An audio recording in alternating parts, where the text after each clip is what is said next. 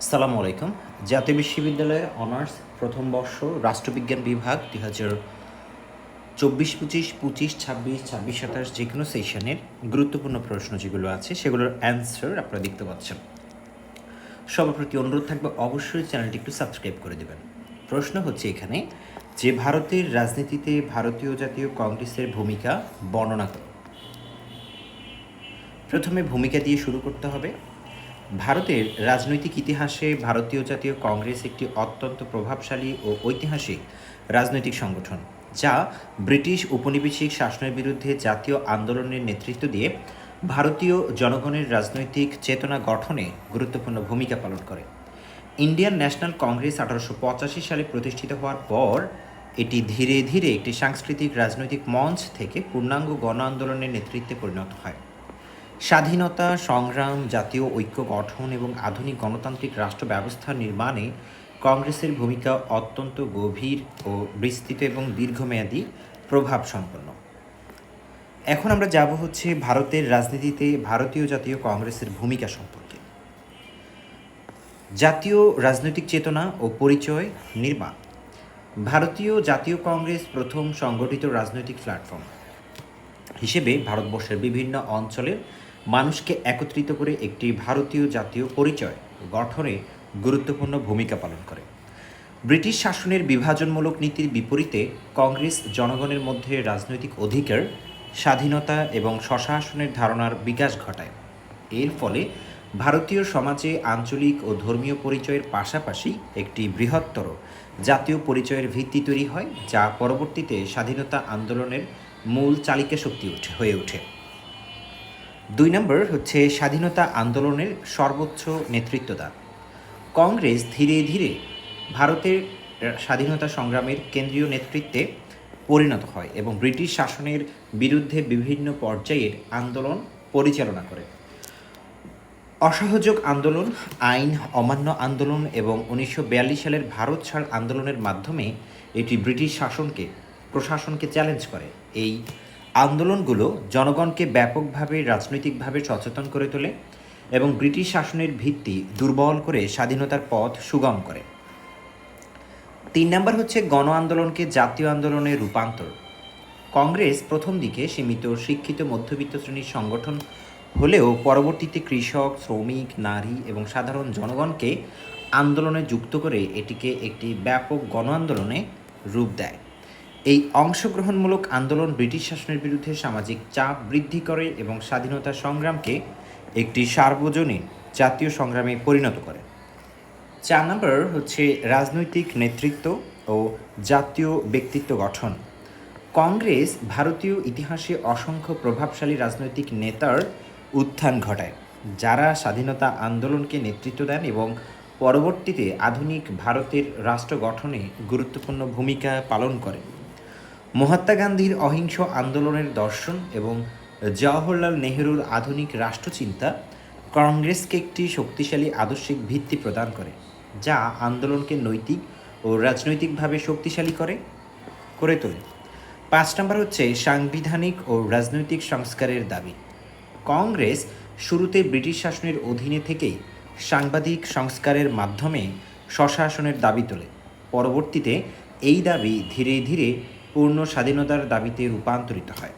এই সাংবিধানিক আন্দোলন ব্রিটিশ প্রশাসনের কাঠামোর ভিতরে থেকেই রাজনৈতিক পরিবর্তনের চাপ সৃষ্টি করে এবং স্বাধীনতা অর্জনের প্রক্রিয়াকে ত্বরান্বিত করে। 6 নম্বর হচ্ছে হিন্দু, মুসলিম ও সামাজিক ঐক্য প্রতিষ্ঠার প্রচেষ্টা। কংগ্রেস বিভিন্ন ধর্ম, জাতি, সম্প্রদায়ের মানুষকে একত্রিত করে একটি সম্মিলিত জাতীয় আন্দোলন গড়ে তোলার চেষ্টা করে। যদিও পরবর্তীতে রাজনৈতিক কারণে বিভাজন সৃষ্টি হয়, তবুও প্রাথমিক পর্যায়ে কংগ্রেস ভারতীয় সমাজে সাম্প্রদায়িক ঐক্য ও সহাবস্থানের ধারণা বিকাশে গুরুত্বপূর্ণ ভূমিকা পালন করে। 7 নম্বর হচ্ছে ব্রিটিশ শাসনের বিরুদ্ধে ধারাবাহিক রাজনৈতিক চাপ। কংগ্রেস নিয়মিত আন্দোলন, সভা, মিছিল, রাজনৈতিক আলোচনার মাধ্যমে ব্রিটিশ সরকারের উপর ধারাবাহিক চাপ সৃষ্টি করে। এই চাপের ফলে ব্রিটিশ প্রশাসনকে একাধিক রাজনৈতিক সংস্কার গ্রহণ করতে হয় এবং ধীরে ধীরে স্বাধীনতার পথে অগ্রসর হতে বাধ্য হয়। 8 নম্বর হচ্ছে গণতান্ত্রিক রাজনৈতিক সংস্কৃতি গঠন। কংগ্রেস ভারতীয় উপমহাদেশে গণতান্ত্রিক রাজনৈতিক সংস্কৃতির ভিত্তি স্থাপন করে, যেখানে নিয়মিত অধিবেশন, নেতৃত্ব নির্বাচন, নীতি নির্ধারণ এবং বিতর্কের মাধ্যমে সিদ্ধান্ত গ্রহণ করা হতো, এবং এই অভিজ্ঞতা পরবর্তীতে স্বাধীন ভারতের সংসদীয় গণতন্ত্রের ভিত্তি তৈরি করে। 9 নম্বর হচ্ছে জন আন্দোলন ও রাজনৈতিক অংশগ্রহণ বিস্তার। কংগ্রেস রাজনৈতিক আন্দোলনকে শহরে অভিজাত শ্রেণী থেকে গ্রামীণ জনগণের মধ্যে বিস্তৃত করে। কৃষক আন্দোলন, শ্রমিক আন্দোলন এবং নারীদের অংশগ্রহণ নিশ্চিত করার মাধ্যমে এটি একটি ব্যাপক জনগণ ভিত্তিক রাজনৈতিক আন্দোলনে রূপ নেয়। 10 নম্বর হচ্ছে অহিংস আন্দোলনের রাজনৈতিক দর্শন প্রতিষ্ঠা। মহাত্মা গান্ধীর নেতৃত্বে কংগ্রেস অহিংস আন্দোলনের নীতি গ্রহণ করে, যা বিশ্ব রাজনীতিতে একটি নতুন রাজনৈতিক দর্শন হিসেবে পরিচিতি পায়। এই অহিংস পদ্ধতি ব্রিটিশ শাসনের বিরুদ্ধে নৈতিক ও আন্তর্জাতিক চাপ সৃষ্টি করে এবং স্বাধীনতা আন্দোলনকে বৈশ্বিক সমর্থন অর্জনে সহায়তা করে। 11 নম্বর হচ্ছে স্বাধীনতা পরবর্তী রাষ্ট্র গঠনে নেতৃত্ব। 1947 সালে স্বাধীনতার পর কংগ্রেস ভারতের প্রথম সরকার গঠন করে এবং এই নতুন রাষ্ট্রের প্রশাসনিক, রাজনৈতিক ও সাংবিধানিক কাঠামো নির্মাণে নেতৃত্ব দেয়। এটি ভারতকে একটি গণতান্ত্রিক রাষ্ট্র হিসেবে প্রতিষ্ঠার ভিত্তি স্থাপন করে। 12 নম্বর হচ্ছে পরিকল্পিত অর্থনৈতিক উন্নয়ন কাঠামো গঠন। কংগ্রেস সরকার স্বাধীন ভারতের অর্থনৈতিক উন্নয়নের জন্য পরিকল্পিত অর্থনীতি গ্রহণ করে এবং পাঁচশালা পরিকল্পনার মাধ্যমে শিল্পায়ন, কৃষি উন্নয়ন এবং অবকাঠামো উন্নয়নের ভিত্তি গড়ে তোলে। এই নীতি ভারতের অর্থনৈতিক স্বনির্ভরতার দিকে গুরুত্বপূর্ণ পদক্ষেপ ছিল। 13 নম্বর হচ্ছে ধর্মনিরপেক্ষ রাষ্ট্রনীতির প্রতিষ্ঠা। কংগ্রেস নেতৃত্বাধীন সরকার ভারতকে একটি ধর্মনিরপেক্ষ রাষ্ট্র হিসেবে গড়ে তোলে, যেখানে রাষ্ট্র কোনো ধর্মকে বিশেষ সুবিধা দেয় না। এটি বহুধর্মীয় সমাজে সমতা সহাবস্থান নিশ্চিত করতে গুরুত্বপূর্ণ ভূমিকা পালন করে। 14 হচ্ছে বৈদেশিক নীতির ভিত্তি নির্মাণ। কংগ্রেস সরকার ভারতের স্বাধীন নিরপেক্ষ পররাষ্ট্রনীতি গড়ে তোলে, যেখানে জোট নিরপেক্ষ, শান্তিপূর্ণ সহাবস্থান এবং আন্তর্জাতিক সহযোগিতাকে গুরুত্ব দেওয়া হয় এবং এটি ভারতের বৈশ্বিক অবস্থানকে শক্তিশালী করে। 15 নম্বর হচ্ছে আধুনিক গণতান্ত্রিক ভারতের ভিত্তি নির্মাণ। সামগ্রিকভাবে কংগ্রেস ভারতের আধুনিক রাষ্ট্র ব্যবস্থা, গণতন্ত্র, সংবিধান এবং প্রশাসনিক কাঠামো গঠনে মূল ভূমিকা পালন করে। এটি স্বাধীনতা সংগ্রাম থেকে শুরু করে রাষ্ট্র গঠন পর্যন্ত প্রতিটি স্তরে নেতৃত্ব দিয়ে আধুনিক ভারতের ভিত্তি স্থাপন করে। উপসংহার: ভারতীয় জাতীয় কংগ্রেস ভারতের রাজনৈতিক ইতিহাসে একটি কেন্দ্রীয় ও রূপান্তরমূলক শক্তি হিসেবে কাজ করেছে এবং এটি একদিকে স্বাধীনতা আন্দোলনের নেতৃত্ব দিয়েছে এবং অন্যদিকে আধুনিক গণতান্ত্রিক রাষ্ট্র, সংবিধান ও প্রশাসনিক কাঠামো গঠনে গুরুত্বপূর্ণ ভূমিকা পালন করেছে। তাই ভারতীয় রাজনীতির ইতিহাসে কংগ্রেসকে একটি অপরিহার্য ও ঐতিহাসিক রাজনৈতিক প্রতিষ্ঠান হিসেবে বিবেচনা করা হয়। 7 নম্বর প্রশ্ন হচ্ছে আমাদের, যুক্তরাষ্ট্রীয় সরকার বলতে কী বোঝায়? ভারতের যুক্তরাষ্ট্রীয় সরকার ব্যবস্থার বৈশিষ্ট্যসমূহ বিশ্লেষণ করে। ভূমিকা: যুক্তরাষ্ট্রীয় সরকার আধুনিক রাষ্ট্রবিজ্ঞানের একটি গুরুত্বপূর্ণ শাসন ব্যবস্থা, যেখানে রাষ্ট্রীয় ক্ষমতা একটি কেন্দ্রীয় সরকার ও একাধিক আঞ্চলিক বা প্রাদেশিক সরকারের মধ্যে সাংবিধানিকভাবে ভাগ করা থাকে। এই ব্যবস্থায় কোনো একক কেন্দ্রীয় কর্তৃপক্ষ সব ক্ষমতা নিয়ন্ত্রণ করে না, বরং সংবিধান নির্ধারিত সীমার মধ্যে উভয় স্তরের সরকার নিজ নিজ ক্ষেত্রে স্বাধীনভাবে কাজ করে। ইন্ডিয়া একটি বিশাল জনসংখ্যা, বহুভাষিক ও বহুসাংস্কৃতিক দেশ হওয়ায় এখানে যুক্তরাষ্ট্রীয় কাঠামো গ্রহণ করা হয়েছে, যাতে আঞ্চলিক বৈচিত্র্য রক্ষা করেও জাতীয় ঐক্য বজায় রাখা যায় এবং প্রশাসনিক কার্যকারিতা নিশ্চিত করা সম্ভব হয়। যুক্তরাষ্ট্রীয় সরকার: যুক্তরাষ্ট্রীয় সরকার হলো এমন একটি শাসন ব্যবস্থা যেখানে রাষ্ট্রীয় ক্ষমতা এককভাবে কেন্দ্রীয় সরকারের হাতে না থেকে সংবিধানের মাধ্যমে কেন্দ্রীয় সরকার ও আঞ্চলিক সরকারগুলোর মধ্যে বিভক্ত ও বণ্টিত থাকে। এই ব্যবস্থায় কেন্দ্রীয় সরকার জাতীয় গুরুত্বপূর্ণ বিষয় যেমন প্রতিরক্ষা, পররাষ্ট্রনীতি, মুদ্রানীতি ও জাতীয় অর্থনীতি পরিচালনা করে এবং আঞ্চলিক সরকার স্থানীয় প্রশাসন, শিক্ষা, স্বাস্থ্য, উন্নয়নমূলক কার্যক্রম পরিচালনা করে। উভয় স্তরের সরকারই সংবিধান দ্বারা নির্ধারিত সীমার মধ্যে স্বাধীনভাবে কাজ করে, তবে সংবিধানই সর্বোচ্চ কর্তৃত্ব হিসেবে কাজ করে এবং বিরোধ নিষ্পত্তি করে। ভারতের যুক্তরাষ্ট্রীয় ব্যবস্থার বৈশিষ্ট্যসমূহ: 1 নম্বর হচ্ছে সাংবিধানিক ক্ষমতা বিভাজনের সুস্পষ্ট কাঠামো। ভারতের যুক্তরাষ্ট্রীয় ব্যবস্থায় কেন্দ্র ও সরকারের মধ্যে ক্ষমতা সুস্পষ্টভাবে সংবিধান দ্বারা বিভক্ত হয়েছে, যা সপ্তম তফসিল অনুযায়ী তিনটি তালিকায় কেন্দ্রীয় তালিকা, রাজ্য তালিকা, যুগ্ম তালিকা ভাগ করা হয়েছে। যুগ্ম তালিকা এই কাঠামো রাষ্ট্র পরিচালনায় বিভ্রান্তি দূর করে এবং কোনো সরকার কোনো বিষয়ে আইন প্রণয়ন করবে তা স্পষ্টভাবে নির্ধারণ করে দেয়, ফলে প্রশাসনিক শৃঙ্খলা ও কার্যকারিতা বৃদ্ধি পায়। 2 নম্বর হচ্ছে শক্তিশালী কেন্দ্রীয় সরকারের অবস্থা। ভারতীয় যুক্তরাষ্ট্রীয় ব্যবস্থায় কেন্দ্রীয় সরকার তুলনামূলকভাবে শক্তিশালী অবস্থানে রয়েছে, যা জাতীয় নিরাপত্তা, পররাষ্ট্রনীতি, প্রতিরক্ষা, মুদ্রা এবং বৃহৎ অর্থনৈতিক নীতি নিয়ন্ত্রণ করে। এই শক্তিশালী কেন্দ্রীয় কাঠামো দেশকে ঐক্যবদ্ধ রাখতে সহায়তা করে এবং অভ্যন্তরীণ ও বহিরাগত সংকট মোকাবেলায় কার্যকর ভূমিকা পালন করে। 3 নম্বর হচ্ছে একক ও লিখিত সংবিধান ব্যবস্থা। ভারতের সকল রাজ্য একই সংবিধানের অধীনে পরিচালিত হয়, যা কেন্দ্র ও রাজ্যের মধ্যে আইনগত ও প্রশাসনিক সমন্বয় নিশ্চিত করে। একক সংবিধান থাকার ফলে জাতীয় ঐক্য বজায় থাকে এবং সকল রাজ্যের জন্য একটি অভিন্ন আইনগত কাঠামো নিশ্চিত করা যায়, যা যুক্তরাষ্ট্রীয় ব্যবস্থাকে স্থিতিশীল রাখে। 4 নম্বর হচ্ছে দ্বৈত শাসন ব্যবস্থার কার্যকারিতা। ভারতীয় যুক্তরাষ্ট্রে একই ভূখণ্ডে কেন্দ্রীয় সরকার ও রাজ্য সরকার পাশাপাশি কাজ করে, যেখানে উভয়ের আলাদা দায়িত্ব ও ক্ষমতা রয়েছে। এই দ্বৈত শাসন ব্যবস্থা প্রশাসনিক কাজকে বিকেন্দ্রীকৃত করে এবং স্থানীয় সমস্যার দ্রুত সমাধান নিশ্চিত করে। পাশাপাশি জাতীয় স্বার্থ রক্ষায় কেন্দ্রীয় সরকার গুরুত্বপূর্ণ ভূমিকা পালন করে। 5 নম্বর স্বাধীন ও শক্তিশালী বিচার ব্যবস্থা। ভারতের সুপ্রিম কোর্ট একটি স্বাধীন সাংবিধানিক প্রতিষ্ঠান হিসেবে কাজ করে, যা কেন্দ্র ও রাজ্য সরকারের মধ্যে বিরোধ নিষ্পত্তি করে এবং সংবিধানের ব্যাখ্যা প্রদান করে। এই বিচার ব্যবস্থা যুক্তরাষ্ট্রীয় ভারসাম্য রক্ষা করে এবং কোনো সরকারকে সংবিধান বিরোধী কাজ করতে বাধা দেয়, ফলে আইনের শাসন প্রতিষ্ঠিত হয়। 6 নম্বর হচ্ছে একক নাগরিকত্ব ব্যবস্থার প্রবর্তন। ভারতে যুক্তরাষ্ট্রীয় কাঠামো থাকা সত্ত্বেও নাগরিকদের জন্য একক নাগরিকত্ব ব্যবস্থা রয়েছে, যেখানে প্রত্যেক নাগরিক শুধুমাত্র ভারতের নাগরিক হিসেবে পরিচিত হয়। কোনো পৃথক রাজ্যের নাগরিকত্ব নেই। এটি জাতীয় ঐক্যকে শক্তিশালী করে এবং আঞ্চলিক বিভাজন কমাতে সাহায্য করে। 7 নম্বর হচ্ছে দ্বিকক্ষ বিশিষ্ট সংসদীয় কাঠামো। ভারতের কেন্দ্রীয় আইনসভা, লোকসভা ও রাজ্যসভা নিয়ে গঠিত, যেখানে রাজ্যসভা বিশেষভাবে রাজ্যগুলোর প্রতিনিধিত্ব নিশ্চিত করে। এই ব্যবস্থা যুক্তরাষ্ট্রীয় ভারসাম্য বজায় রাখে এবং রাজ্যগুলোর স্বার্থ কেন্দ্রীয় নীতি নির্ধারণে প্রতিফলিত হওয়ার সুযোগ সৃষ্টি করে। 8 নম্বর হচ্ছে জরুরি অবস্থা ব্যবস্থার ক্ষমতা। সংবিধানে জাতীয় জরুরি অবস্থা, রাজ্য জরুরি অবস্থা এবং আর্থিক জরুরি অবস্থা ঘোষণার বিধান রয়েছে, যার মাধ্যমে কেন্দ্রীয় সরকার সংকটকালীন সময়ে রাজ্যগুলোর উপর অধিক নিয়ন্ত্রণ প্রতিষ্ঠা করতে পারে। এটি রাষ্ট্রীয় নিরাপত্তা ও স্থিতিশীলতা রক্ষায় গুরুত্বপূর্ণ ভূমিকা পালন করে, যদিও এটি কেন্দ্রীয় ক্ষমতা বাড়ায়। 9 নম্বর হচ্ছে রাজ্যগুলোর সীমিত স্বায়ত্তশাসন।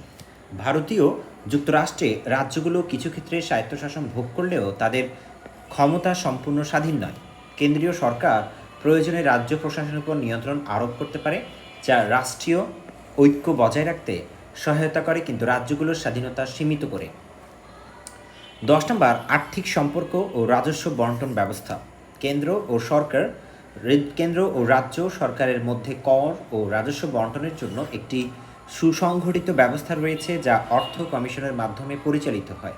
এই ব্যবস্থা রাজ্যগুলোর আর্থিক ভারসাম্য বজায় রাখতে এবং উন্নয়ন কার্যক্রমে অর্থায়ন নিশ্চিত করতে সহায়তা করে। অভিন্ন প্রশাসনিক পরিষেবা কাঠামো। ভারতীয় প্রশাসনে আইএএস, আইপিএস এবং অন্যান্য সর্বভারতীয় পরিষেবা রয়েছে, যা কেন্দ্র ও রাজ্য উভয় স্তরে কাজ করে। এই অভিন্ন প্রশাসনিক কাঠামো প্রশাসনিক দক্ষতা, সমন্বয় এবং পেশাগত মান বজায় রাখতে গুরুত্বপূর্ণ ভূমিকা পালন করে। 12 নম্বর হচ্ছে রাজ্য পুনর্গঠন ও নমনীয় কাঠামো। ভাষা, সংস্কৃতি, প্রশাসনিক প্রয়োজন অনুযায়ী ভারতের রাজ্য পুনর্গঠনের ব্যবস্থা রয়েছে, যা যুক্তরাষ্ট্রীয় কাঠামোকে নমনীয় ও বাস্তবসম্মত করে তোলে। এর ফলে জনগণের ভাষাগত ও সাংস্কৃতিক পরিচয় রক্ষা করা সম্ভব হয়। 13 নম্বর হচ্ছে প্রশাসনিক সমন্বয় ও সহযোগিতা ব্যবস্থা। কেন্দ্র ও রাজ্যের মধ্যে বিভিন্ন পরিষদ ও কমিশনের মাধ্যমে প্রশাসনিক সমন্বয় বজায় রাখা হয়, যা নীতি বাস্তবায়নকে কার্যকর করে তোলে। এটি যুক্তরাষ্ট্রীয় ব্যবস্থায় সংঘাত কমিয়ে সহযোগিতা বৃদ্ধি করে। 14 নম্বর হচ্ছে আইন প্রণয়নে সমন্বিত কাঠামো। কেন্দ্র ও রাজ্য উভয়ই নিজ নিজ তালিকা অনুযায়ী আইন প্রণয়ন করতে পারে, তবে সংঘর্ষের ক্ষেত্রে কেন্দ্রীয় আইন প্রাধান্য পায়। এই কাঠামো আইনগত ভারসাম্য বজায় রাখে এবং রাষ্ট্রীয় শৃঙ্খলা নিশ্চিত করে।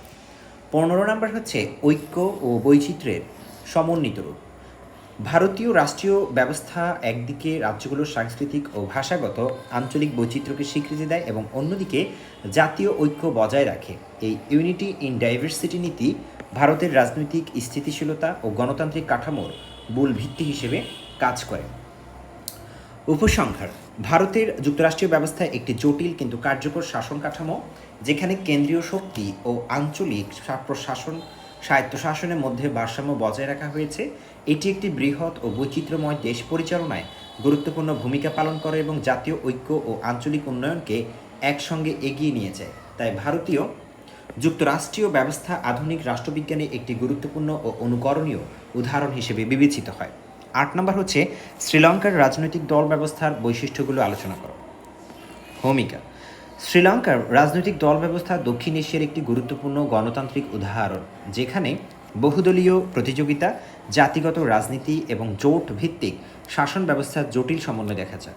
শ্রীলঙ্কা 1948 সালে স্বাধীনতা লাভের পর দেশটির রাজনৈতিক দল ব্যবস্থা ধীরে ধীরে ব্রিটিশ উপনিবেশিক কাঠামো থেকে বেরিয়ে এসে নিজস্ব গণতান্ত্রিক ও জাতিগত বাস্তবতার ভিত্তিতে বিকশিত হয়েছে। বর্তমানে এটি একটি প্রতিযোগিতামূলক বহুদলীয় ব্যবস্থা, যেখানে ক্ষমতার পালাবদল, সামাজিক বিভাজন এবং রাজনৈতিক জোটের ভূমিকা অত্যন্ত গুরুত্বপূর্ণ। শ্রীলঙ্কার রাজনৈতিক দল ব্যবস্থার বৈশিষ্ট্যসমূহ। 1 নম্বর হচ্ছে বহুদলীয় প্রতিযোগিতামূলক রাজনৈতিক ব্যবস্থা। শ্রীলঙ্কার রাজনৈতিক দল ব্যবস্থা মূলত বহুদলীয় এবং প্রতিযোগিতামূলক প্রকৃতির। এখানে একাধিক রাজনৈতিক দল জাতীয় ও আঞ্চলিক পর্যায়ে সক্রিয়ভাবে অংশগ্রহণ করে এবং নিয়মিত নির্বাচনের মাধ্যমে ক্ষমতার জন্য প্রতিদ্বন্দ্বিতা করে। কোনো একটি দল দীর্ঘ সময় একক আধিপত্য বজায় রাখতে পারে না, ফলে রাজনৈতিক ক্ষমতা প্রায়ই পরিবর্তিত হয় এবং একটি গণতান্ত্রিক প্রতিযোগিতাকে শক্তিশালী করে তোলে। 2 নম্বর হচ্ছে দুই প্রধান রাজনৈতিক জোটের আধিপত্য ও প্রভাব। শ্রীলঙ্কার রাজনীতিতে সাধারণত দুইটি প্রধান রাজনৈতিক জোট বা বড় দলীয় ব্লক গুরুত্বপূর্ণ ভূমিকা পালন করে, যারা জাতীয় পর্যায়ে ক্ষমতার কেন্দ্র নিয়ন্ত্রণ করে। এই দুই জোটের মধ্যে প্রতিদ্বন্দ্বিতা শুধু রাজনৈতিক নয়, বরং নীতি, উন্নয়ন এবং জাতিগত ইস্যু নিয়েও তীব্রভাবে সংগঠিত হয়, যা দেশের রাজনৈতিক স্থিতিশীলতা ও নীতি নির্ধারণে গভীর প্রভাব ফেলে। 3 নম্বর হচ্ছে জাতিগত রাজনীতির গভীর প্রভাব। শ্রীলঙ্কার রাজনৈতিক দল ব্যবস্থায় জাতিগত বিষয়ে একটি কেন্দ্রীয় ভূমিকা পালন করে। সিংহলি ও তামিল জনগোষ্ঠীর মধ্যে ঐতিহাসিক ও সামাজিক পার্থক্য রাজনৈতিক দল গঠনে এবং ভোট ব্যাংক নির্ধারণে গুরুত্বপূর্ণ প্রভাব ফেলে। এই জাতিগত বিভাজন অনেক সময় রাজনৈতিক উত্তেজনা, আন্দোলন এবং এমনকি গৃহযুদ্ধের মতো পরিস্থিতি সৃষ্টি করেছে, যা দলীয় রাজনীতিকে জটিল করে তুলেছে। 4 নম্বর হচ্ছে ব্যক্তিকেন্দ্রিক নেতৃত্ব ও পরিবার ভিত্তিক রাজনীতি। শ্রীলঙ্কার রাজনৈতিক দল ব্যবস্থায় অনেক সময় শক্তিশালী ব্যক্তিত্ব বা রাজনৈতিক পরিবার কেন্দ্রিক নেতৃত্ব গুরুত্বপূর্ণ ভূমিকা পালন করে। নির্দিষ্ট নেতা বা রাজনৈতিক পরিবার দলীয় সিদ্ধান্ত, নীতি নির্ধারণ এবং নির্বাচনী কৌশলে বড় প্রভাব ফেলে, যা দলীয় গণতান্ত্রিক কাঠামোকে কিছুটা দুর্বল করে, ব্যক্তিকেন্দ্রিক রাজনীতিকে শক্তিশালী করে। 5 নম্বর হচ্ছে নিয়মিত নির্বাচন ও ক্ষমতার শান্তিপূর্ণ হস্তান্তর। শ্রীলঙ্কায় গণতান্ত্রিক নির্বাচন ব্যবস্থা বিদ্যমান, যার মাধ্যমে নিয়মিতভাবে সরকার পরিবর্তন ঘটে। যদিও রাজনৈতিক সংঘাত ও প্রতিযোগিতা তীব্র, তবুও সাধারণত নির্বাচনে প্রক্রিয়ার মাধ্যমে ক্ষমতার হস্তান্তর হয়, যা দেশের গণতান্ত্রিক ধারাবাহিকতা বজায় রাখতে সহায়তা করে। 6 নম্বর হচ্ছে জোট রাজনীতির অপরিহার্যতা। শ্রীলঙ্কার রাজনৈতিক বাস্তবতায় কোনো একক দল সহজে পূর্ণ সংখ্যাগরিষ্ঠতা অর্জন করতে পারে না, ফলে জোট গঠন একটি অপরিহার্য বিষয় হয়ে দাঁড়ায়। বিভিন্ন রাজনৈতিক দল একত্রিত হয়ে সরকার গঠন করে, যা রাজনৈতিক সমঝোতা, দর কষাকষি এবং নীতিগত আপোষের একটি পরিবেশ তৈরি করে। তবে অনেক সময় জোট ভাঙনের কারণে রাজনৈতিক অস্থিতিশীলতাও দেখা দেয়। 7 নম্বর হচ্ছে তামিল রাজনৈতিক দলগুলোর সক্রিয় উপস্থিতি। শ্রীলঙ্কার রাজনৈতিক দল ব্যবস্থায় তামিল জনগোষ্ঠীর প্রতিনিধিত্বকারী একাধিক দল গুরুত্বপূর্ণ ভূমিকা পালন করে, যারা আঞ্চলিক স্বায়ত্তশাসন, ভাষাগত অধিকার এবং রাজনৈতিক অংশগ্রহণের দাবিতে কাজ করে। এই দলগুলো জাতীয় রাজনীতিতে অংশগ্রহণ করলেও তাদের মূল ভিত্তি আঞ্চলিক ও জাতিগত স্বার্থের সঙ্গে গভীরভাবে যুক্ত। 8 নম্বর হচ্ছে ধর্ম ও সাংস্কৃতিক প্রভাব। শ্রীলঙ্কার রাজনৈতিক দল ব্যবস্থায় বৌদ্ধ ধর্ম এবং সিংহলী সাংস্কৃতিক পরিচয় গুরুত্বপূর্ণ ভূমিকা পালন করে। অনেক রাজনৈতিক দল তাদের আদর্শ এবং নীতিতে ধর্মীয় ও সাংস্কৃতিক মূল্যবোধকে অন্তর্ভুক্ত করে, যা ভোটারদের আচরণ এবং রাজনৈতিক মতাদর্শ গঠনে প্রভাব ফেলে। 9 নম্বর হচ্ছে দলীয় শৃঙ্খলার দুর্বলতা। শ্রীলঙ্কার রাজনৈতিক দলগুলোতে অনেক সময় শক্তিশালী দলীয় শৃঙ্খলার অভাব দেখা দেয়। দলত্যাগ, মতবিরোধ ও ব্যক্তিগত রাজনৈতিক সিদ্ধান্ত গ্রহণের প্রবণতা বেশি, যা দলীয় স্থিতিশীলতা ও নীতিগত ধারাবাহিকতাকে দুর্বল করে দেয় এবং রাজনৈতিক অনিশ্চয়তা সৃষ্টি করে। গ্রামীণ শহরে রাজনৈতিক বিভাজন। শ্রীলঙ্কার রাজনৈতিক দল ব্যবস্থা গ্রামীণ ও শহরে ভোট ব্যাংকের ভিত্তিতে বিভক্ত। গ্রামীণ জনগোষ্ঠী সাধারণত উন্নয়ন, কৃষি ও সামাজিক নিরাপত্তার ইস্যুতে বেশি প্রভাবিত হয়, আর শহরে জনগণ অর্থনৈতিক নীতি ও আধুনিকায়নের উপর গুরুত্ব দেয়, যা দলগুলোর নির্বাচনী কৌশলে ভিন্নতা সৃষ্টি করে। 11 নম্বর হচ্ছে বামপন্থী ও শ্রমিক আন্দোলনের প্রভাব। শ্রীলঙ্কার রাজনৈতিক ইতিহাসে বামপন্থী দল ও শ্রমিক আন্দোলনের গুরুত্বপূর্ণ ভূমিকা রয়েছে। এইসব দল সামাজিক ন্যায় বিচার, শ্রমিক অধিকার এবং অর্থনৈতিক সমতার দাবিকে রাজনৈতিক আলোচনায় নিয়ে আসে, যা দলীয় রাজনীতিকে আরও বৈষম্যময় করে তোলে। 12 নম্বর হচ্ছে গণতান্ত্রিক নির্বাচন ব্যবস্থার প্রভাব। নিয়মিত নির্বাচন ব্যবস্থা শ্রীলঙ্কার রাজনৈতিক দলগুলোর কার্যক্রমকে গতিশীল রাখে এবং জনগণের মতামতকে রাজনৈতিক ক্ষমতা নির্ধারণের প্রধান উপাদান হিসেবে প্রতিষ্ঠা করে। এই ব্যবস্থা দলগুলোর মধ্যে প্রতিযোগিতা বৃদ্ধি করে এবং রাজনৈতিক অংশগ্রহণকে উৎসাহিত করে। 13 নম্বর হচ্ছে অভ্যন্তরীণ বিভাজন, নতুন রাজনৈতিক দল গঠনের প্রবণতা। শ্রীলঙ্কার রাজনৈতিক দলগুলোতে প্রায়ই অভ্যন্তরীণ দ্বন্দ্ব, নেতৃত্ব সংকট এবং মতবিরোধ দেখা যায়, যার ফলে নতুন রাজনৈতিক দল গঠনের প্রবণতা বৃদ্ধি পায়। এটি রাজনৈতিক দৃশ্যপটকে পরিবর্তনশীল, গতিশীল রাখে, তবে স্থিতিশীলতার উপর নেতিবাচক প্রভাব ফেলতে পারে। 14 হচ্ছে নীতিগত সমঝোতা ও দর কষাকষির সংস্কৃতি। জোট রাজনীতির কারণে শ্রীলঙ্কার রাজনৈতিক দল ব্যবস্থায় নীতিগত সমঝোতা ও দর কষাকষির একটি সংস্কৃতি গড়ে উঠেছে। বিভিন্ন দল একত্রে সরকার পরিচালনা করার সময় নীতি নির্ধারণে আপোষ করতে বাধ্য হয়, যা কখনো কার্যকারিতা বাড়ায়, আবার কখনো নীতিগত অস্পষ্টতা তৈরি করে। 15 নম্বর হচ্ছে জটিল কিন্তু গতিশীল রাজনৈতিক কাঠামো রয়েছে শ্রীলঙ্কাতে। সামগ্রিকভাবে শ্রীলঙ্কার রাজনৈতিক দল ব্যবস্থা একটি জটিল, বহুমাত্রিক ও গতিশীল কাঠামো, যেখানে জাতিগত, ধর্মীয়, ব্যক্তিকেন্দ্রিক ও অর্থনৈতিক উপাদান একসাথে কাজ করে। এই জটিলতা সত্ত্বেও এটি কার্যকর গণতান্ত্রিক প্রক্রিয়া বজায় রাখে, যা দেশের রাজনৈতিক উন্নয়নে গুরুত্বপূর্ণ ভূমিকা পালন করে। উপসংহার: শ্রীলঙ্কার রাজনৈতিক দল ব্যবস্থা দক্ষিণ এশিয়ার গণতান্ত্রিক রাজনীতির একটি গুরুত্বপূর্ণ উদাহরণ, যা বহুদলীয় প্রতিযোগিতা, জাতিগত রাজনীতি, জোট ব্যবস্থা এবং ব্যক্তিকেন্দ্রিক নেতৃত্বের সমন্বয়ে গঠিত। যদিও এতে কিছু অস্থিতিশীলতা, বিভাজন রয়েছে, তবুও এটি গণতান্ত্রিক অংশগ্রহণ, রাজনৈতিক প্রতিযোগিতা এবং ক্ষমতার শান্তিপূর্ণ হস্তান্তর নিশ্চিত করতে গুরুত্বপূর্ণ ভূমিকা পালন করে। 9 নম্বর হচ্ছে শ্রীলঙ্কার রাষ্ট্রপতির ক্ষমতা ও কার্যাবলী আলোচনা করা। ভূমিকা: শ্রীলঙ্কার রাজনৈতিক ব্যবস্থায় রাষ্ট্রপতি পদটি একটি অত্যন্ত গুরুত্বপূর্ণ বা শক্তিশালী কেন্দ্রীয় ভূমিকা পালনকারী সাংবিধানিক প্রতিষ্ঠান। শ্রীলঙ্কা 1978 সালে সংবিধান সংশোধনের মাধ্যমে দেশটিতে রাষ্ট্রপতি শাসিত ও সংসদীয় ব্যবস্থার সমন্বয়ে একটি আধা রাষ্ট্রপতি শাসিত মানে সেমি প্রেসিডেন্সিয়াল কাঠামো গড়ে তোলে, যেখানে রাষ্ট্রপতি একই সঙ্গে রাষ্ট্রপ্রধান ও নির্বাহী প্রধান হিসেবে কাজ করেন। ফলে রাষ্ট্রপতির ক্ষমতা শুধু আনুষ্ঠানিক নয়, বরং প্রশাসনিক, রাজনৈতিক, সামরিক, কূটনৈতিক সব ক্ষেত্রেই গভীর ও ব্যাপক প্রভাব বিস্তার করে। শ্রীলঙ্কার রাষ্ট্রপতির ক্ষমতা ও কার্যাবলী। 1 নম্বর হচ্ছে রাষ্ট্রপ্রধান হিসেবে সাংবিধানিক ও জাতীয় প্রতীকী ভূমিকা।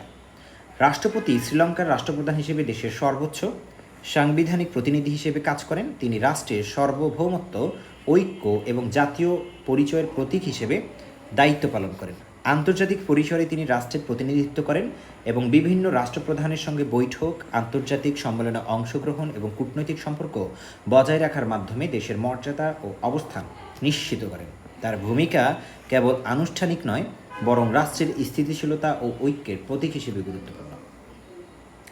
2 নম্বর হচ্ছে নির্বাহী ক্ষমতার সর্বোচ্চ কেন্দ্রীয় কর্তৃপক্ষ। রাষ্ট্রপতি শ্রীলঙ্কার নির্বাহী ক্ষমতার প্রধান কেন্দ্র হিসেবে কাজ করেন। তিনি সরকার পরিচালনার নীতি নির্ধারণ, প্রশাসনিক সিদ্ধান্ত গ্রহণ এবং জাতীয় উন্নয়ন কর্মসূচি বাস্তবায়নের ক্ষেত্রে সর্বোচ্চ কর্তৃত্ব প্রয়োগ করেন। মন্ত্রিসভা তার নেতৃত্বে কাজ করে এবং তিনি মন্ত্রীদের কার্যক্রম তদারকি করেন। ফলে সরকারের সকল গুরুত্বপূর্ণ সিদ্ধান্তে রাষ্ট্রপতির প্রত্যক্ষ বা পরোক্ষ প্রভাব রয়েছে। প্রধানমন্ত্রী ও মন্ত্রিসভার নিয়োগ ও নিয়ন্ত্রণ। রাষ্ট্রপতির অন্যতম গুরুত্বপূর্ণ ক্ষমতা হল প্রধানমন্ত্রীর নিয়োগ করা, যিনি সাধারণত সংসদের সংখ্যাগরিষ্ঠ দলের নেতা হন। পাশাপাশি তিনি মন্ত্রিসভার সদস্যদের নিয়োগ, পদচ্যুতি এবং পুনর্গঠনের ক্ষমতা রাখেন।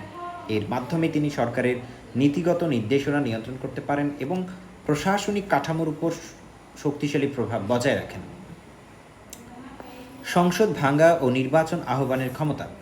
রাষ্ট্রপতি নির্দিষ্ট সাংবিধানিক শর্তে সংসদ ভেঙে দিতে পারেন এবং নতুন নির্বাচন আহ্বান করতে পারেন। এই ক্ষমতা রাজনৈতিক সংকট, অচলাবস্থা, জাতীয় স্বার্থে প্রয়োগ করা হয়। এর মাধ্যমে তিনি রাজনৈতিক ভারসাম্য পুনর্স্থাপন, নতুন রাজনৈতিক পরিস্থিতি তৈরি করতে পারেন, যা দেশের রাজনৈতিক গতিশীলতায় গুরুত্বপূর্ণ ভূমিকা রাখে। 5 নম্বর হচ্ছে আইন প্রণয়ন প্রক্রিয়ায় প্রভাব ও ভ্যাটো ক্ষমতা। সংসদে পাশ হওয়া বিল রাষ্ট্রপতির অনুমোদন ছাড়া আইনে পরিণত হয় না। তিনি বিল স্বাক্ষর করে আইন হিসেবে কার্যকর করতে পারেন অথবা পুনর্বিবেচনার জন্য সংসদে পাঠাতে পারেন। কিছু ক্ষেত্রে তিনি বিল অনুমোদনে বিলম্ব ঘটানোর ক্ষমতা রাখেন, যা আইন প্রণয়ন প্রক্রিয়ায় তার শক্তিশালী প্রভাব নির্দেশ করে। সশস্ত্র বাহিনীর সর্বাধিনায়ক হিসেবে দায়িত্ব। রাষ্ট্রপতি শ্রীলঙ্কার সেনাবাহিনী, নৌবাহিনী, বিমান বাহিনীর সর্বাধিনায়ক হিসেবে কাজ করেন। তিনি প্রতিরক্ষা নীতি নির্ধারণ, সামরিক বাহিনীর উচ্চপদে নিয়োগ এবং জাতীয় নিরাপত্তা সম্পর্কিত গুরুত্বপূর্ণ সিদ্ধান্ত গ্রহণ করেন। যুদ্ধ, সন্ত্রাসবাদ দমন, জাতীয় নিরাপত্তা সংকটে তার ভূমিকা অত্যন্ত গুরুত্বপূর্ণ। 7 নম্বর হচ্ছে জরুরি অবস্থা ঘোষণার ক্ষমতা। জাতীয় নিরাপত্তা, জনশৃঙ্খলা বা প্রাকৃতিক দুর্যোগের পরিস্থিতিতে রাষ্ট্রপতি জরুরি অবস্থা ঘোষণা করতে পারেন। এই অবস্থায় তিনি বিশেষ ক্ষমতা প্রয়োগ করে প্রশাসনকে দ্রুত সিদ্ধান্ত গ্রহণে সক্ষম করেন এবং এটি রাষ্ট্রীয় স্থিতিশীলতা বজায় রাখা এবং সংকট মোকাবেলায় একটি গুরুত্বপূর্ণ সাংবিধানিক ব্যবস্থা। 8 নম্বর হচ্ছে বিচার বিভাগ ও সাংবিধানিক প্রতিষ্ঠানগুলোর সাথে সম্পর্ক। বিচার বিভাগ স্বাধীন হলেও রাষ্ট্রপতি উচ্চ পর্যায়ের বিচারক নিয়োগে ভূমিকা পালন করেন। তিনি সুপ্রিম কোর্ট, আপিল আদালতের বিচারক নিয়োগ অনুমোদন করেন এবং অন্যান্য সাংবিধানিক সংস্থার প্রধানদের নিয়োগে গুরুত্বপূর্ণ ভূমিকা রাখেন, যা রাষ্ট্রীয় প্রশাসনে তার প্রভাবকে বিস্তৃত করে। 9 নম্বর হচ্ছে পররাষ্ট্রনীতি ও আন্তর্জাতিক সম্পর্ক পরিচালনা। রাষ্ট্রপতি শ্রীলঙ্কার পররাষ্ট্র নীতির প্রধান নির্ধারণ হিসেবে কাজ করেন। তিনি বিদেশি রাষ্ট্রের সঙ্গে কূটনৈতিক সম্পর্ক স্থাপন, আন্তর্জাতিক চুক্তি স্বাক্ষর এবং বৈশ্বিক সংগঠনে দেশের অবস্থান নির্ধারণের নেতৃত্ব দেন। এর মাধ্যমে তিনি দেশের আন্তর্জাতিক মর্যাদা ও কূটনৈতিক সম্পর্ককে শক্তিশালী করেন। 10 নম্বর হচ্ছে প্রশাসনিক কাঠামোর সর্বোচ্চ নিয়ন্ত্রণ। রাষ্ট্রপতি সমগ্র প্রশাসনিক ব্যবস্থার উপর সর্বোচ্চ নিয়ন্ত্রণ প্রয়োগ করেন। তিনি বিভিন্ন মন্ত্রণালয়, বিভাগ, সরকারি সংস্থার কার্যক্রম তদারকি করেন এবং জাতীয় উন্নয়ন পরিকল্পনা বাস্তবায়নের দিক নির্দেশনা দেন। এর ফলে প্রশাসনিক কার্যকারিতা ও কেন্দ্রীয় নিয়ন্ত্রণ নিশ্চিত হয়। 11 নম্বর হচ্ছে সাংবিধানিক ও গুরুত্বপূর্ণ পদে নিয়োগ ক্ষমতা। রাষ্ট্রপতি বিভিন্ন সাংবিধানিক প্রতিষ্ঠান যেমন নির্বাচন কমিশন, অডিট কমিশন, মানবাধিকার কমিশন সহ গুরুত্বপূর্ণ সংস্থার সদস্য নিয়োগে ভূমিকা রাখেন। এই নিয়োগ ক্ষমতা প্রশাসনিক স্বচ্ছতা ও রাষ্ট্রীয় প্রতিষ্ঠানগুলোর কার্যকারিতা নিশ্চিত করতে সাহায্য করে। 12 নম্বর হচ্ছে জাতীয় ঐক্য ও রাজনৈতিক স্থিতিশীলতা রক্ষার দায়িত্ব। রাষ্ট্রপতি দেশের বিভিন্ন জাতি ও ধর্ম রাজনৈতিক গোষ্ঠীর মধ্যে ঐক্য বজায় রাখার দায়িত্ব পালন করেন। বিশেষ করে শ্রীলঙ্কার জাতিগত বৈচিত্র্য ও রাজনৈতিক বিভাজনের প্রেক্ষাপটে তার ভূমিকা অত্যন্ত গুরুত্বপূর্ণ, কারণ তিনি জাতীয় সংকটকালে স্থিতিশীলতা রক্ষায় নেতৃত্ব দেন। 13 নম্বর হচ্ছে অর্থনৈতিক নীতি ও উন্নয়ন পরিকল্পনায় ভূমিকা পালন। রাষ্ট্রপতি জাতীয় অর্থনৈতিক নীতি নির্ধারণে গুরুত্বপূর্ণ ভূমিকা পালন করেন। তিনি উন্নয়ন প্রকল্প, বাজেট নীতি এবং অর্থনৈতিক সংস্কারের ক্ষেত্রে দিক নির্দেশনা দেন, যা দেশের সামগ্রিক উন্নয়নে প্রভাব ফেলে। 14 নম্বর হচ্ছে ক্ষমা প্রদানের সাংবিধানিক ক্ষমতা। রাষ্ট্রপতি অপরাধীদের শাস্তি মওকুফ, হ্রাস বা পরিবর্তনের ক্ষমতা রাখেন। এটি বিচার ব্যবস্থার মানবিক দিক প্রতিফলিত করে এবং বিশেষ পরিস্থিতিতে ন্যায় বিচারের একটি নমনীয় ব্যবস্থা হিসেবে কাজ করে। 15 হচ্ছে শক্তিশালী রাষ্ট্রপতি শাসিত কাঠামোর সামগ্রিক বৈশিষ্ট্য। সামগ্রিকভাবে শ্রীলঙ্কার রাষ্ট্রপতি একটি অত্যন্ত শক্তিশালী নির্বাহী প্রধান, যার হাতে প্রশাসন, নিরাপত্তা, আইন প্রণয়ন এবং পররাষ্ট্রনীতির উপর ব্যাপক ক্ষমতা কেন্দ্রীভূত থাকে। এই কাঠামো দ্রুত সিদ্ধান্ত গ্রহণে সহায়তা করে এবং রাষ্ট্র পরিচালনায় কার্যকারিতা বৃদ্ধি করে, যদিও কখনো কখনো ক্ষমতার ভারসাম্য নিয়ে রাজনৈতিক বিতর্কও সৃষ্টি হয়। উপসংহার: শ্রীলঙ্কার রাষ্ট্রপতি দেশটির শাসন ব্যবস্থার কেন্দ্রীয় ও সবচেয়ে শক্তিশালী রাজনৈতিক ব্যক্তিত্ব হিসেবে কাজ করেন। তিনি রাষ্ট্রপ্রধান, সরকার প্রধান এবং সশস্ত্র বাহিনীর সর্বাধিনায়ক হিসেবে বহুমাত্রিক দায়িত্ব পালন করেন। তার ক্ষমতা কার্যাবলী দেশের রাজনৈতিক স্থিতিশীলতা, প্রশাসনিক কার্যকারিতা এবং জাতীয় নিরাপত্তা নিশ্চিত করতে গুরুত্বপূর্ণ ভূমিকা রাখে, যা শ্রীলঙ্কার আধুনিক রাষ্ট্র ব্যবস্থার মূল ভিত্তি হিসেবে বিবেচিত। 10 নম্বর হচ্ছে ভারতীয় বর্ণপ্রথা সম্পর্কে জানো লিখো। ভূমিকা: ভারতীয় বর্ণপ্রথা দক্ষিণ এশিয়ার সামাজিক ইতিহাসের একটি অত্যন্ত প্রাচীন, জটিল ও দীর্ঘমেয়াদী সামাজিক কাঠামো, যা সমাজের মানুষকে জন্মগত ভিত্তিতে বিভিন্ন স্তর ও শ্রেণীতে বিভক্ত করেছিল। এই ব্যবস্থা হাজার বছরের বেশি সময় ধরে ভারতীয় উপমহাদেশের সামাজিক, অর্থনৈতিক, রাজনৈতিক ও সাংস্কৃতিক জীবনকে গভীরভাবে প্রভাবিত করেছে। ইন্ডিয়া বর্ণপ্রথা মূলত হিন্দু ধর্মীয় ব্যাখ্যা ও সামাজিক প্রথার সমন্বয়ে গড়ে ওঠে এবং সমাজে কাজের বিভাজন ও দায়িত্ব নির্ধারণের একটি কাঠামো হিসেবে শুরু হলেও পরবর্তীতে এটি কঠোর বৈষম্য ও অসাম্যের ভিত্তিতে পরিণত হয়। আধুনিক যুগে আইনগতভাবে নিষিদ্ধ হলেও এর সামাজিক প্রভাব এখনও বিভিন্ন ক্ষেত্রে পরিলক্ষিত হয়। ভারতীয় বর্ণপ্রথার বৈশিষ্ট্যসমূহ: